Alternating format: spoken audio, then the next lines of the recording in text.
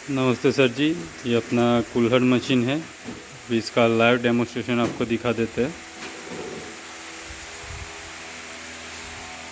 इस तरीके से मिट्टी डालना है जो पूरा क्रश किया हुआ है।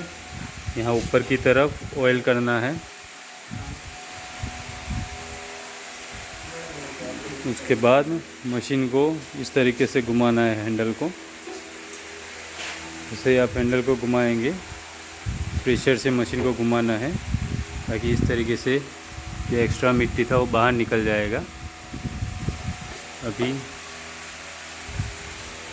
आपका कुल्हड़ देखिए किस तरीके से बना है, मैं दिखा देता हूँ अभी आपको।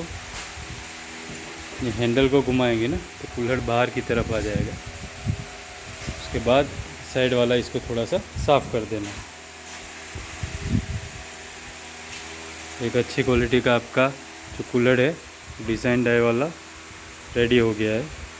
अभी इसको आपको डायरेक्टली फिर सुखाने देना है और फिर उसके बाद भट्ठी में डालना है इस तरीके से।